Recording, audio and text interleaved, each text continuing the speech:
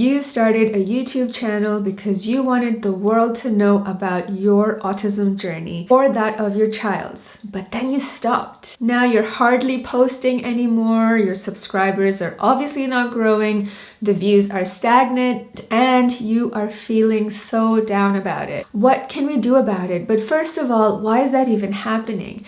Let's dive into that in today's video. Hi, my name is Ananga. I am autistic and ADHD. I have a 5-year-old boy who is the same as me and a 2-year-old daughter who's highly sensitive, and my husband is ADHD. Welcome to our neurodivergent family. On this channel, we talk about how you can be a great parent despite being on the spectrum, and especially when your children on the spectrum or not are triggering your symptoms, your condition, your state. What can you do in those situations and how you can still be an amazing parent? If that is something you're into, please subscribe. I'm going to get right into the meat of the topic, which is why are autistic content creators quitting or taking a break from YouTube? And I've noticed other people in my little tribe, my little community on YouTube, people I'm starting to consider as friends, even though I haven't had a conversation with them yet, because they're sharing their lives on YouTube as well, their stories. So I haven't seen too much content from them recently, and I'm wondering why this is happening. Are they also going through this feeling of wanting some space from YouTube? Are you? I don't know. If you're watching and if you feel like I'm talking to you, please do put in a comment and just let me know what's going on, where are you at with your channel, and what's next for you. I am so curious. I want to know. The number one reason is that we are ADHD and or autistic. So that means we hyperfixate. We find one thing, we become hyperfixated on it or hyper-focused on it. I made a whole video about that. Please watch that. It's going to give you a lot more insight into how hyperfocus just hijacks your brain and you lose absolute control over yourself to that thing. So we've hyperfixated on YouTube and we have consumed hours and hours of content from other creators who are also neurodivergent just like us. So we see them and we think, oh, they're doing that and I can do it too.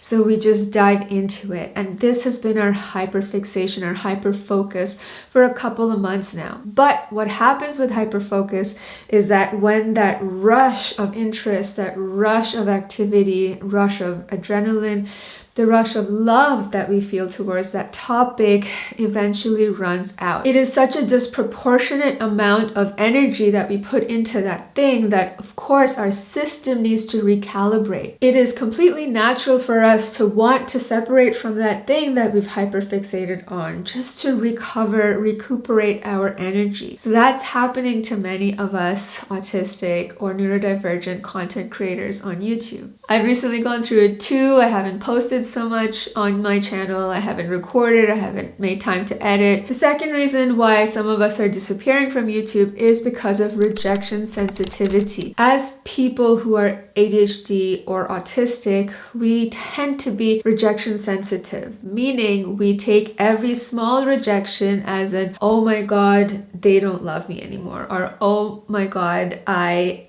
must be horrible because they have this negative opinion about me. We look at the lack of views and the lack of subscribers as an absolute rejection. Some of us also have rejection sensitivity dysphoria, which means it's at a dysphoric level. It's at a level where it's absolutely disproportionate to what is actually happening. Because of our rejection sensitivity, in order to protect our hearts and our feelings, we are just saying, no, I'd rather not get hurt by the lack of views, or nobody's watching my content anyway. I'd rather just not make any. Then there's no chance that I will get hurt when nobody watches or pays attention to what I'm trying to say here. The third reason why many of us are quitting YouTube or putting a huge pause in our momentum is because of overanalyzing. We love to overthink. Like, autistic minds love to think, and ADHD minds are constantly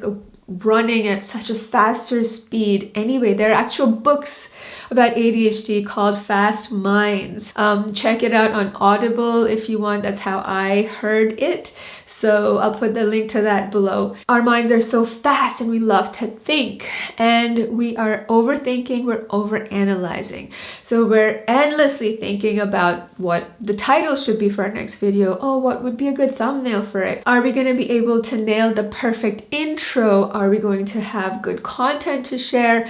Are we going to have the perfect end screen? We're just constantly thinking about it, overthinking to the point where we get analysis paralysis. So what can we do about this? The very first thing to do is just not to think at all, just to do it. For example, today's video, I really put in about 5 minutes of thought behind this video, and I took my camera out and I'm recording. I have to go pick up my daughter from her playgroup in a couple minutes anyway, so I literally have just a few minutes to record and not think about it, just to do it. The second thing you can do is to follow my 21-day YouTube content plan. As a neurodivergent creator, as an ADHD content creator, and autistic content creator, my 21 days of prompts are designed directly to speak to you and also to speak to your viewers.